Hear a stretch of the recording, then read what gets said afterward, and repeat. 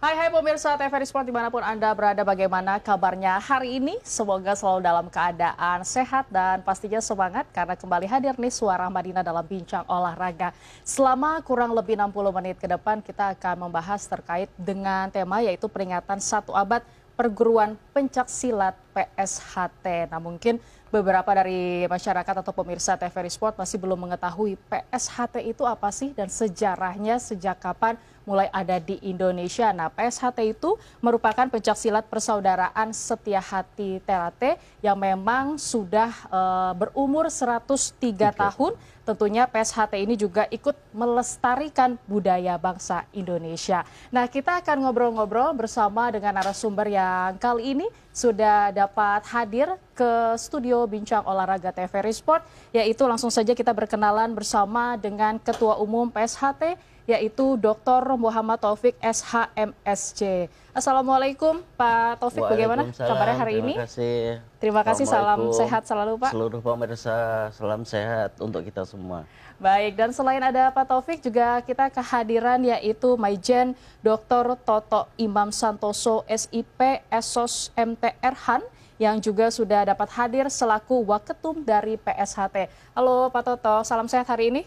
Alhamdulillah, Assalamualaikum. Waalaikumsalam, terima kasih sudah hadir Pak Totok, dan juga di sebelah saya juga hadir bersama kita yaitu Binpres PSHT Bapak Sunarno SHMH. Halo Pak Narno, ketemu lagi kita Pak. Selamat pagi, salam olahraga. Sehat, salam olahraga jaya. Terima kasih Bapak-Bapak sudah hadir dalam Bincang Olahraga pada kesempatan kali ini. Tentunya kita akan ngobrol terlebih dahulu bagaimana sih sebenarnya perkembangan pencak silat di Indonesia. Namun sebelum ke situ, pasti ada beberapa masyarakat yang belum mengetahui Pak. PSHT ini ada sejak tahun berapa? Mungkin kita berbicara sejarahnya terlebih dahulu. Pak Taufik, silahkan. Ya, terima kasih Mbak Dina.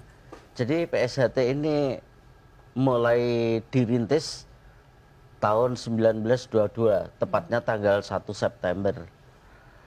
Kemudian dirintis oleh Eyang Harjo Utomo. Beliau adalah perintis kemerdekaan bangsa Indonesia. Nah, sejak awal pendiriannya itu beliau ingin mengembangkan keinsafan bagi para pemuda tentang pentingnya potensi dan harga diri.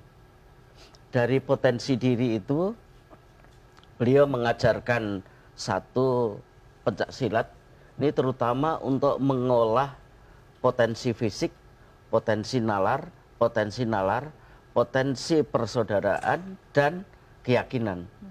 Potensi ini kita perlukan terutama untuk memanfaatkan sumber daya yang kita miliki agar tidak dimanfaatkan oleh orang lain. Nah, ajaran yang kedua yang penting bagi kita generasi muda adalah pentingnya harga diri. Jangan sampai dengan potensi yang ada ini justru harga diri kita sebagai bangsa itu tidak kita kembangkan dengan baik sehingga sumber daya yang kita miliki ini tidak dimanfaatkan oleh orang lain. Itu yang diajarkan oleh Eyang Harjo Utomo. Nah, kemudian dengan spirit itu terutama untuk melawan penjajah ya ketika itu, beliau sempat keluar masuk penjara dan sempat menumbuhkan tabloid yang namanya Keinsafan Rakyat. Nah, supaya bangkit rasa kepercayaan diri bagi rakyat untuk melawan penjajah. Makanya tipologi jurus yang dikembangkan ketika itu sebelum kemerdekaan adalah jurus-jurus yang melumpuhkan atau mematikan lawan dengan tempo yang sesingkat-singkatnya. Nah, dari perkembangannya beliau pada tahun 1942 dengan atas usul salah satu muridnya namanya Suratno Suringpati itu mendirikan gabungan pencak silat Mataram tahun 42 di Yogyakarta dengan nama Persaudaraan Setia Hati Ternate. Jadi nama itu sebetulnya sudah ada sejak tahun 1922 di Mataram. Baik. Kemudian setelah Indonesia merdeka tahun 45, tahun 48 beliau beserta tokoh-tokoh pencak silat mendirikan IPSI tahun 48. Nah, sehingga PSHT ini sejak berdirinya IPSI terus aktif sampai sekarang, dan alhamdulillah kita nggak pernah lepas dari kegiatan-kegiatan pencak silat, terutama untuk melestarikan budaya bangsa dan sekaligus menumbuhkan keinsafan tadi. Oke. Keinsafan tentang potensi diri dan harga diri sebagai bangsa Indonesia. Baik, jadi bukan hanya berhenti terkait dengan bagaimana keinsafan harga diri kita sebagai manusia gitu Pak, tapi juga akhirnya berdiri juga melalui IPSI, yaitu bukan hanya sekedar pencak silat membela diri saja, tapi juga dalam ranah prestasinya seperti itu ya Pak. Baik, nah lalu juga pengembangan bela diri ini kan nampaknya juga dikaitkan dengan adanya TNI. Pak Jenderal Totok juga pasti mengikuti bagaimana perkembangan pencak silat yang ada di Indonesia. Menurut Bapak bagaimana? Jadi begini Mbak, kita awali dulu bahwa Esatrate itu bukan organisasi berdiri sendiri. Itu sebagai bagian dari Ormas Indonesia. Jadi mau tidak mau, di samping tadi disampaikan oleh Pak Ketum, kita juga harus punya nilai partisipasi pada negara dan bangsa sebagai salah satu organisasi massa, salah satunya dalam pencak silat. Untuk itu dalam sejarah perkembangannya, Esatrate terus memikirkan bagaimana di samping tadi untuk persaudaraan, untuk bela diri juga punya nilai manfaat untuk negara dan bangsa. Makanya dibuatlah suatu pembinaan prestasi untuk atlet-atlet nanti untuk diikutkan dalam event-event baik internasional maupun nasional. Itu. Jadi pembinaannya juga sudah ada programnya, mulai dari pembinaan secara dini, kemudian dari tingkat remaja, dewasa, sampai tingkat remaja, sampai tingkat dewasa. Dan itu secara berkesinambungan. Jadi intinya hal ini bahwa PSHT ingin bagaimana memberikan suatu kontribusi positif kepada negara dan bangsa, dan hal ini diwadahi oleh IPSI. Jadi bukan jangan sampai menjadi organisasi yang abal-abal, yang hanya mungkin Mbak lihat hanya berkeleh, mungkin membuat suatu keributan, tidak. Kita juga ingin berkontribusi bagaimana nantinya warga-warga Esatrate ini bermanfaat bagi negara dan bangsa dan bisa membawa nama harum negara kita. Oke, berarti juga menciptakan kedamaian, persaudaraan, itu juga terjalin ya Pak, yang melalui PSHT dan juga akhirnya mengerucutlah sampai berdiri IPSI. Nah sekarang kita tanya ke Binpresnya nih Pak Narno, yang memang sudah berkecimpung banyak di dunia pencaksilat, khususnya di IPSI. Bagaimana sih sebenarnya progres IPSI sendiri Pak, melihat banyak atlet-atlet muda yang nampaknya juga sudah antusias nih dengan pencaksilat? Baik Mbak, terima kasih. Kita baru saja menyelesaikan O2 SNSD, SMP, SMA, SMK. Baru saja ini animunya luar biasa dari seluruh Indonesia. Mereka yang lolos datang ke Jakarta, kemudian diuji tanding sampai dengan tingkat SD, SMP, SMA.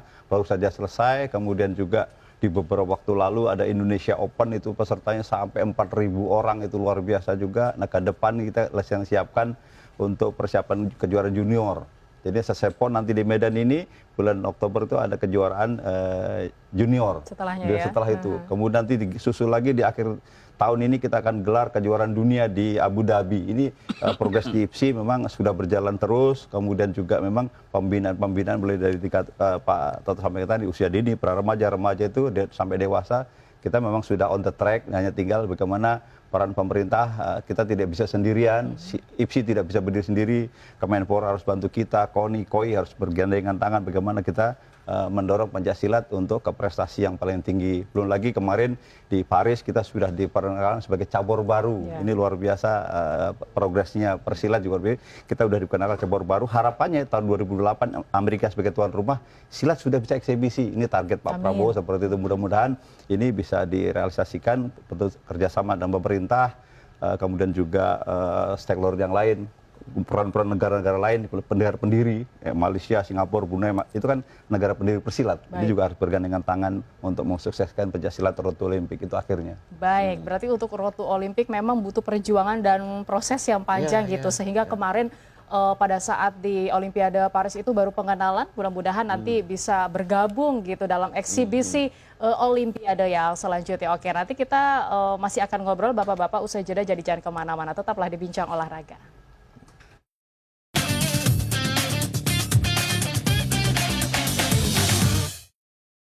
Terima kasih Anda masih setia bersama kami dalam Bincang Olahraga. Nah, kita masih membahas terkait di umur satu abad dari PSHT ini, apa saja sih yang memang sudah berjalan selain adanya pendirian dari IPSI yang sudah dimulai sejak tahun 1948. Baik ke Pak Taufik kembali. Pak Taufik, dari perjalanan yang memang tidak mudah Pak, panjang sekali sampai terbentuklah IPSI dengan raihan prestasi teman-teman atlet kita, ini kan apakah ada bisa dikatakan pesan atau wasiat yang disampaikan dari orang terdahulu yang tentunya merasa kalau kita harus benar-benar membawa pencaksilat ini ke kancah nasional maupun internasional? Ya, saya kira wasiat yang sangat penting untuk kita semua dari Eyang Harjo Utomo adalah untuk membuktikan kita sebagai bangsa yang merdeka. Nah, untuk membuktikan itu ada syaratnya. Syaratnya kalau kita bisa membangun ketentraman masyarakat, membangun kerukunan. Dan untuk SHTRT sendiri, kita harus mengembangkan persaudaraan yang kekal abadi. Kalau itu bisa kita wujudkan, maka upaya kita untuk memanfaatkan potensi yang kita miliki, baik itu potensi sumber daya alam, potensi budaya, maupun potensi pribadi kita untuk kemajuan bangsa ini akan bisa kita kembangkan dengan sebaik-baiknya. Meskipun godaan-godaannya banyak, termasuk godaan untuk perselisihan antar warga, antar masyarakat itu. Yang sekarang ini juga godaan dari persoalan hukum. Ini juga berpotensi untuk dimanfaatkan memecah belah antar persaudaraan. Padahal kalau kita mengikuti wasiat Eyang Harjo untuk menjaga kerukunan, menjaga persaudaraan, maka seluruh potensi yang kita miliki bisa kita kembangkan. Karena itu dengan PBIPSI kemarin kita mencoba merumuskan atau merancang bela diri taktis atau bela diri praktis, terutama bagi TNI Polri, supaya dalam menangani masalah-masalah di masyarakat itu bisa dengan cara yang lebih baik, lebih praktis gitu.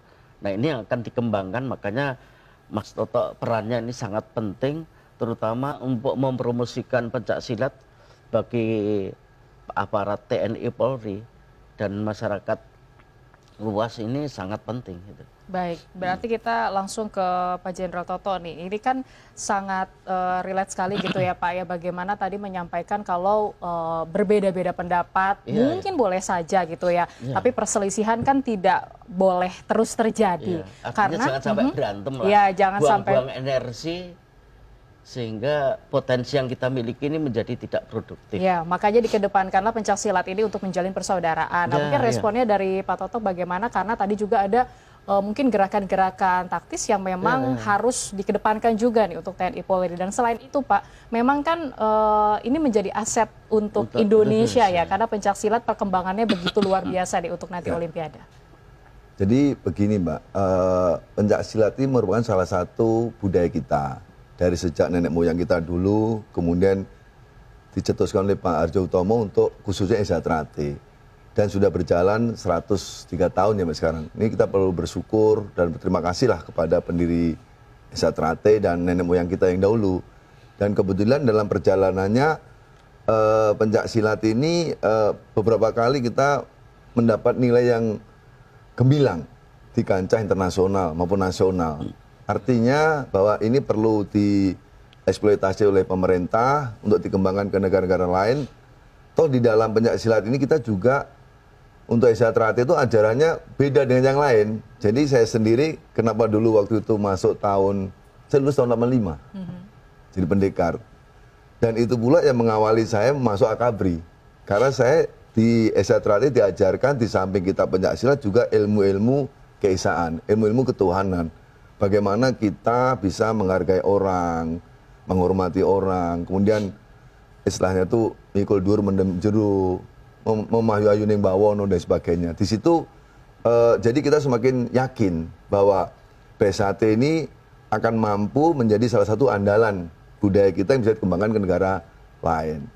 Dan ini juga tadi disampaikan oleh Mas Ketum sejalan dengan apa yang disampaikan oleh Pak Menhan. Pak Prabowo, Presiden terpilih, dan juga Panglima TNI bahwa tentara itu harus jagoan. jagoan salah satunya harus pandai, harus terampil dalam bela diri. Dan mungkin orang awalnya tidak, mungkin orang awam melihatnya, wah pencak silat ini hanya main kembangan, tidak ada apa-apanya, hanya seperti orang joget. Bukan. Kami juga punya kunci-kunci jurus-jurus yang mematikan. Dan dikaitkan dengan yang diinginkan oleh pimpinan ini cocok. Jadi kami juga bisa perang dengan waktu singkat. Atau katakanlah bertempur, fight ya. Itu dalam waktu singkat bisa, mematikan. Kita diajari. Nah itulah bidang saya untuk bagaimana bela diri praktis dalam waktu singkat bisa mengalahkan lawan. Tetapi dalam filosofi kita, sebetulnya itu kita hindari. Kalau bisa lawan dikalahkan hanya cukup dengan diberitahu, mungkin dengan pandangan mata, dengan omongan, tanpa dengan kekerasan. Tapi kalau tidak bisa, di dalam situasi yang katakanlah mungkin perang face to face, apa boleh buat, itu kita lakukan. Tetapi ajaran kita tetap mengedepankan persaudaraan, mengedepankan persuasif untuk kebaikan kita bersama. Dan saya bisa menyampaikan masukan bahwa pencak silat ini menjadi salah satu aset bangsa kita dan untuk dikembangkan ke negara-negara luar. Dan PSHT sendiri alhamdulillah sudah mempunyai beberapa komisariat di negara-negara luar. Kalau tidak salah ada sudah hampir 20-an. Di Belanda, di Jepang, di Australia, di Cina, Singapura dan sebagainya, Malaysia dan sebagainya. Berarti ini aset Indonesia yang bisa disebarkan juga melalui negara-negara lainnya. Nah, kalau pembinaan yang dilakukan Pak Narno, tentu kan pembinaan dari usia dini, lalu juga pembinaan yang ada di provinsi-provinsi ini kan harusnya pemerataannya dilakukan dengan baik gitu ya Pak. Ya, bagaimana dari PBFC melihatnya? Ya, kalau di prestasi kan memang alhamdulillah mulai dari ujung timur sana Papua sampai dengan Aceh itu kalau silat memang sudah nggak diragukan lagi. Hampir semua kecamatan, kelurahan itu pasti ada kelompok-kelompok pencak silat dengan perguruan-perguruan yang berbeda-beda. Dan alhamdulillah silat sudah, PBISP sudah membuat suatu paket misalnya untuk pertandingan yang dilakukan oleh semua cabur apa saja, semua perguruan apa saja boleh. Ada tunggal baku namanya, ada regu baku, kemudian itu sudah dibakukan. Jadi silat sudah melangkah lebih jauh. Hanya tinggal sekarang bagaimana pertandingan pencak silat yang dikemas dalam rangka Road Olympic nanti harus betul-betul yang safety, yang bisa diterima oleh semua negara, merasa aman. Jangan sampai nanti silat itu serem, kayak Pak Toto tadi bilang, oh membunuh, mematikan. Itu kan dalam konteks bela diri. Tadi dalam konteks sport harus betul-betul aman, safety, tidak sampai orang tuh cedera segala macam, tapi harus sampai seaman mungkin. Nah ini kita sudah mulai Mbak, jadi mulai dari anak-anak tuh kalau bertanding yang boleh pada saat usia dini itu hanya tendang pukul saja, belum boleh banting. Nanti begitu sudah mulai remaja ya, baru boleh ada betul-betul bantingan dan kuncian. Nanti kalau yang udah dewasa baru bebas seperti itu. Jadi kita sudah atur supaya aman nih. Baik, kalau berbicara tentang jurus atau gerakan gitu ya, apakah memang dilakukan sedari dulu zamannya yang Harjo gitu, atau memang ada perubahan melihat zaman yang juga semakin berubah gitu? Ya, kalau yang dulu kan waktu silat PFC pertama berdiri itu kan menyatukan dulu semua setiap bertanding itu punya kesaktian masing-masing. Kan dulu bahkan peraturan itu masih boleh ke kepala, masih mau diatur sampai diatur hanya boleh pukul badan saja. Kemudian yang tidak boleh dipukul kepala leher ke atas, kemaluannya tidak bisa. Kemudian yang boleh banting tuh ini, kuncian yang boleh ini diatur sedemikian rupa sehingga diatur. Nah, baru boleh nyosok PON waktu itu. Nah, setelah diterima PON, pelan-pelan baru masuk ke SEA Games, itu mulai proses peraturan memang. Jadi peraturan diatur. Jadi perguruan yang berbeda-beda ini harus ikut aturan ini. Kalau kamu nggak ikut aturan ya nggak boleh bertanding di sini. Ada kategori lain, mungkin dia ikutnya yang festival, mungkin yang seni, yang Pak Toto bilang tadi kembangan macam-macam itu. Tapi kalau yang prestasi harus ikut aturan yang ditentukan oleh PB. Jadi PB sudah berdiri 48 itu merancang sedemikian sampai akhirnya masuk ke PON, sampai ke SEA Games. Bahkan kemarin kita itu tadi merancang sampai gimana saya bisa tembus Olimpiade itu tadi. Oke. Baik, nah Pak Taufik, ini kan berarti perjalanannya begitu panjang ya Pak ya. Melihat peringatan sudah 1 abad loh, bahkan 103 tahun PSHT. Apa saja mungkin kegiatan ya dan juga menjadi evaluasi di tiap tahunnya Pak agar perkembangan dunia pencaksilat ini bisa terus menyebar? Ya, seperti yang saya sampaikan tadi, di proses awal sampai kemerdekaan itu sifat jurusnya untuk membunuh dalam waktu yang sesingkat-singkatnya. Nah, setelah itu berkembang, kita merubah jurus ini ke arah olahraga. Nah, olahraga zaman dulu, zaman kami masih muda, dengan anak-anak sekarang juga berbeda. Karena itu kita mengembangkan beberapa ajaran-ajaran, mulai dari olahraga ada senam dasar Terus kemudian untuk perkembangan ini kita ngembangin lagi yang namanya senam massal. Nah, di samping perkembangan yang dulu nggak ada senam dasar, senam massal, sekarang kita kembangkan itu, kita juga mulai merancang untuk hal-hal yang praktis tadi, yang untuk TNI Polri, untuk untuk pasukan keamanan. Tapi yang PR kita yang paling berat adalah bagaimana merancang olahraga ini betul-betul digemari oleh masyarakat internasional supaya pengakuan UNESCO terhadap warisan budaya pencak silat ini sebagai budaya bangsa Indonesia itu bisa mengembang dengan sebaik-baiknya. Nah, PR kita sekarang dengan teman-teman PBISW adalah membuat aturan-aturan yang tadi makin aman, makin cocok untuk kepentingan olahraga tanpa meninggalkan visi budaya Indonesia yang akan kita kembangkan di internasional. Baik, jadi harus tetap sesuai dengan filosofi ya Pak ya, dari yang dihadirkan awal mula di PSHT ini. Kalau kembali lagi ke Pak Waketum, Pak Toto, ini kan memang tadi ada hal yang tentu adanya regenerasi nih Pak untuk teman-teman atlet, dan ternyata juga ada beberapa jurus atau beberapa teknik yang digunakan ke TNI dan Polri. Nah, ini pandangan Bapak apakah memang sepenting dan sebutuh itu saat ini, karena memang melihat perselisihan semoga tidak ada, dan juga berbagai permasalahan khususnya di Indonesia ini juga mengurangi hal itu. Jadi organisasi PSHT itu dinamis. Dalam perkembangannya kita tidak bertahan pada yang selama ini sudah diberikan. Tapi kita juga melihat bagaimana perkembangan lingkungan strategis juga. Kemudian dikaitkan dengan TNI Polri, kalau kita lihat memang TNI Polri kan dalam tugasnya, ya walaupun saat ini kita masih berbicara masalah keamanan dalam negeri, tapi tidak menutup kemungkinan nanti kita juga akan menghadapi musuh dari luar. Lah, yang ke dalam sendiri kita kan juga tidak selalu menggunakan alutsista, katakanlah pakai senjata, kan tidak mungkin mereka masyarakat beri demonstrasi sebagainya. Tapi kalau kita lihat demonstrasi dan sebagainya atau mungkin separatis, mereka juga menggunakan katakanlah gerakan-gerakan yang manual yang saat itu terjadi. Lah kalau misalnya TNI di situ atau Polri di situ, kemudian hanya mereka 2 orang atau 1 terus kita kalah, kan tidak lucu juga. Jadi kita harus dibekali ilmu singkat, misalnya bagaimana kita disekap dari belakang, bagaimana kita kalau dikeroyok mungkin 2-3 orang itu bagaimana menyelesaikannya. Walaupun nanti endingnya kita tidak akan mencederai mereka, tapi paling tidak kita bisa melumpuhkan, dalam arti kata kita tidak cederai, tidak dihancurkan oleh mereka lah, kan malu juga gitu. Lah itu dibekali itu. Tetapi intinya kita bukan untuk menghancurkan mereka, tapi bagaimana kita membela diri dan melumpuhkan mereka, dan arti kata mereka tidak kita cederai gitu. Itu perlu sekali untuk TNI Polri. Baik. Oke, baik. Nanti kita akan lanjutkan kembali karena kita harus jeda dulu sejenak. Tetaplah bersama kami di Bincang Olahraga.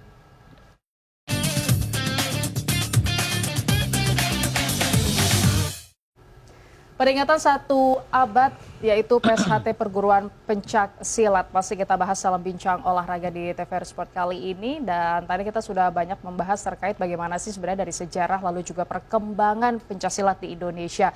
Nah, lalu kita mengerucutkan kembali ke Binpres ya Pak, yang melahirkan prestasi dengan menghadirkan atlet-atlet muda ini kan juga butuh perjuangan yang panjang terkait dengan bagaimana pemahaman yang mereka itu kan harus diajarkan terlebih dahulu Pak, dimulai dari usia kecil, usia dini. Nah, kalau di IPSI sendiri, apakah pemahaman menjadi seorang pesilat ini juga harus benar-benar dari hati mereka, atau ya sudah sekedar prestasi saja yang harus benar-benar diraih? Ya, sejak kemarin kita berhasil di Asian Games ya dengan 14 emas itu memang ternyata kita naik kelas. Silat itu naik kelas dari olahraga yang biasa-biasa saja, ternyata begitu kita punya prestasi Asian Games itu kita naik kelas. Sedangkan naik kelas itu ternyata animo masyarakat itu luar biasa. Jadi adik-adik kita, orang tua sekarang kalau latihan silat itu diantar orang tua. Mungkin Pak Toto, Pak Sofie dulu latihan boro-boro diantar orang tua, berangkat aja sendiri. Nah sekarang Malah ini kadang nggak izin orang tua mungkin. itulah, nah, sekarang luar biasa. Jadi kalau saya melatih silat anak-anak pemula di beberapa perguruan kecil-kecil, klub segala macam itu, sekarang yang orang tuanya duduk ngantri nunggu. Jadi mulai dari yang perguruan, mulai yang sudah sampai ke level wilayah, DKI sampai ke nasional itu orang tuanya ngantar sekarang. Kan luar biasa. Jadi memang ini silat sekarang sudah digemari oleh adik-adik pelajar, kemudian juga orang tuanya sudah support, saya antar tempat latihan atau tempat senam, tempat gym, diantarin dari situ latihan sampai ditungguin. Dan bahkan juga sampai sekarang pertandingan itu yang bayar orang tuanya. Kalau kami dulu perguruan yang bayar, satu orang 300.000 bayar satu orang untuk biaya latihan atau biaya pertanding macam-macam. Sekarang enggak, orang tua yang bayar. Jadi pelatih itu sekarang sudah diringankan dari orang tua mau bayar sendiri, makan buruh sendiri. Kalau mau perlu nginep yang bayar sendiri, ini luar biasa. Artinya silat sekarang, saya kemarin saya bilang tadi yang 4.000 orang di Padepokan itu, Padepokan full, hotel kanan kiri full di beberapa tempat itu. Baik. Karena dari mana-mana inap di situ, tinggal di situ, antar-antar bertanding. Baik, artinya kalau dari animo sudah luar biasa bagus. Sekali lagi sekarang tinggal bagaimana kompetisi ini diperbaiki. Tidak mudah orang buat pertandingan asal-asalan sehingga cuma sekedar main pulang bawa sertifikat memendali, tapi kualitas pertandingan diabaikan. Jadi saya PB sudah bikin aturan kalau bisa bertanding minimal pesertanya harus sekian, kalau tidak sekian nggak boleh sertifikat yang dikeluarin supaya pertanding berkualitas, nggak cuma asal main 1 menit 2 menit nggak boleh, 2 menit bertanding, kemudian berapa gelanggang, kemudian pesertanya berapa, kemudian nanti berapa hari selesai, tidak boleh sampai malam untuk anak-anak, itu kita atur sedemikian rupa. Jadi regulasi itu di PBIPSI sudah pelan-pelan diperbaiki. Baik, berarti kan ini orang tua sebagai pendukung untuk keberhasilan si atletnya itu sendiri gitu ya Pak. Tapi respon mereka apa yang menjadi alasan mereka ingin terus memantau anak-anaknya pada saat berlatih ataupun mengikuti kejuaraan? Yang pertama setelah mereka berlatih ternyata begitu dia punya prestasi, punya sertifikat itu oleh pemerintah diakui di sekolah untuk jalur prestasi. Begitu SD mau ke SMP itu untuk sekolah favorit, SMA juga sama, sampai perguruan tinggi. Mereka juga bahkan masuk TNI Polri kalau dia punya sertifikat nasional. Bahkan kawan-kawan adik-adik saya pelatih yang pelatnas SEA Games yang lalu, itu menjadi TNI Polri langsung tanpa tes, langsung bisa ikut pendidikan. Karena dia udah secara fisik udah bagus segala macam itu. Jadi ini memang ya, tesnya ada, cuma itu mendukung sebagai nilai tambah. Bonus lah gitu ya. Artinya kan kalau dulu kan belum tidak semudah itu kan. Sekarang tuh begitu masuk sekolah negeri juga sama, begitu kita punya portofolio bahwa kita punya pertandingan ini ternyata begitu perguruan tinggi negeri juga terima itu kan. Artinya prestasi silat itu sudah diakui dengan prestasi yang lain. Juara olimpiade sains atau matematika itu kan sama bobotnya seperti itu. Ini kan luar biasa. Jadi selain juga punya nilai itu, kemudian juga punya prestasi, dan juga silat sekarang artinya sudah diakui pada saat dia masuk pelatnas itu selesai SEA Games, baik PON, SEA Games, Asian Games itu lulus dari situ ternyata bisa diterima di PNS, kemudian juga dia bisa masuk TNI Polri tadi, kemudian juga masuk dapat beasiswa sekolah sampai S2 segala macam itu ada seperti itu. Jadi silat sudah artinya peran beberapa stakeholder yang lain sudah. Baik, baik. Mungkin Pak Maijen Toto boleh menyampaikan atau menambahkan sesuatu terkait bagaimana peran orang tua begitu penting untuk mendampingi keberhasilan dari anaknya, Pak. Jadi peran orang tua itu nggak mungkin instan. Pasti orang tua pada melihat seperti apa sih yang outcome setelah lulus dari warga Isatrate. Mungkin contoh ya, tadi sudah sampaikan ada beberapa warga lulusan PSHT, masuk TNI, masuk Polri, masuk pegawai negeri sipil, kemudian kelas swasta, itu ada semacam, ada 2 nih, yang bersangkutan PD, percaya diri, karena tadi selama di Isatrate sudah dibekali baik fisik, mental, bahkan ilmu-ilmu keesaan, ilmu ketuhanan sudah diajarkan semua. Sehingga tidak terlalu sulit lah tesnya. Kemudian yang kedua, pihak institusi sendiri juga membutuhkan itu sebagai nilai bahan pertimbangan. Ya, bahan pertimbangan bahwa yang bersangkutan punya prestasi. Dari situlah mungkin orang tua melihat ini perlu anak saya masukkan situ. Karena biayanya murah dan tidak sulit. Dan tidak sulit dan murah, mungkin itu menjadi salah satu pertimbangan orang tua untuk mengikuti perkembangan, untuk mendampingi anaknya biar betul-betul mengikuti bela diri Isatrate ini sampai dengan selesai gitu. Baik, jadi memang tergantung niat dan kemauan juga Iya, sih ya iya. Pak ya.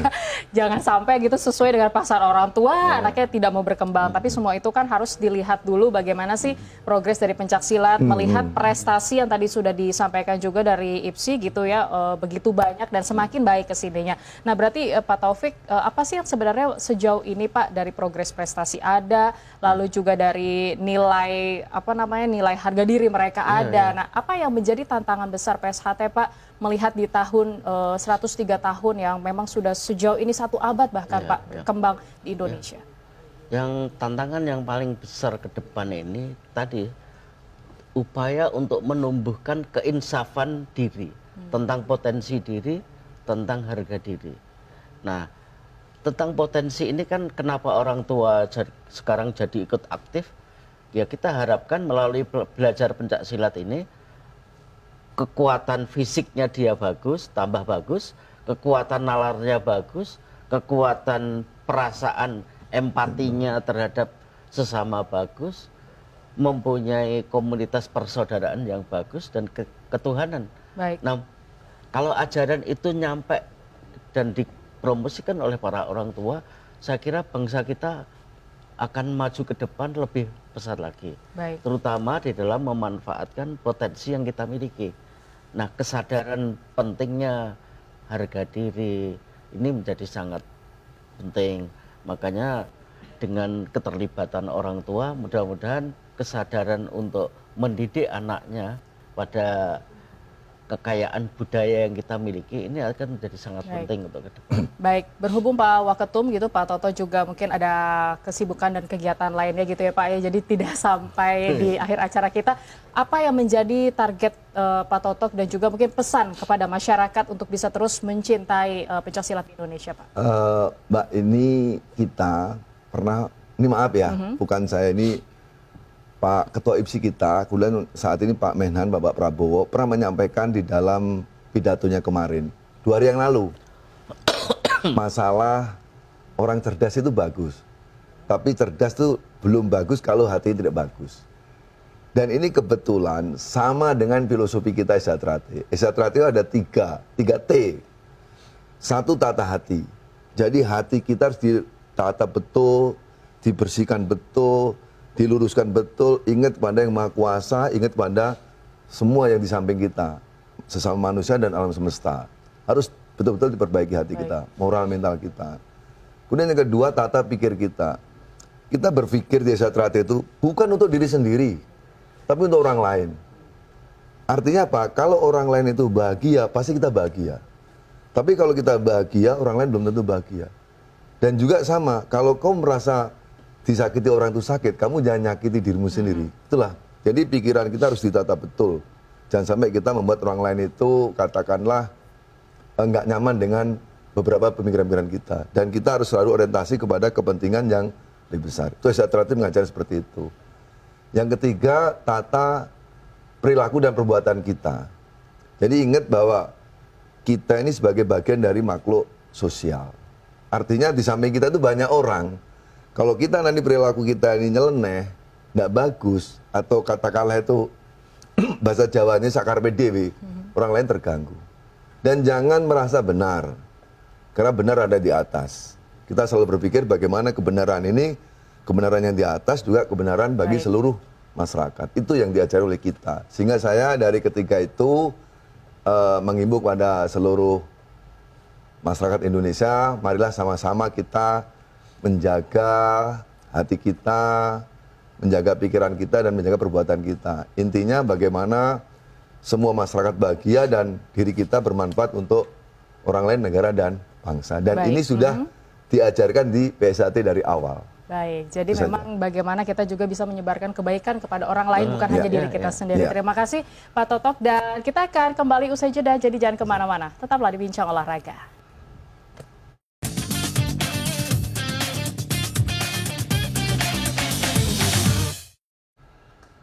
Terima kasih Anda masih setia bersama kami di Bincang Olahraga. Kita masih membahas terkait dengan peringatan 1 abad PSHT, yaitu Pencaksilat Indonesia. Dan memang banyak sekali rangkaian kegiatan yang berlangsung gitu ya Pak. Mungkin Pak Taufik bisa menyampaikan nih apa saja yang memang kegiatan tentunya untuk mendukung keberlangsungan dan kebaikan untuk bangsa juga, Pak. Silahkan.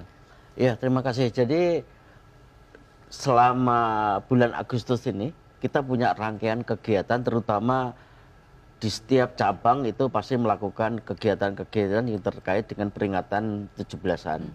Terus dirangkaikan juga dengan kegiatan peringatan 103 tahun PSHT. Nah, kayak di Jakarta dan sekitarnya ini, alhamdulillah minggu kemarin kita menyelenggarakan kegiatan Sehati Sejalan. Sehati Sejalan itu kita di Car Free Day dengan pusat di Cawan Monas itu kita menyelenggarakan kegiatan senam bareng, jalan bareng, dan alhamdulillah antusiasnya dulur-dulur kita ini luar biasa. Dan dengan kegiatan ini kita makin percaya diri bahwa PSHT ini mempunyai potensi yang sangat besar untuk ikut dalam mendukung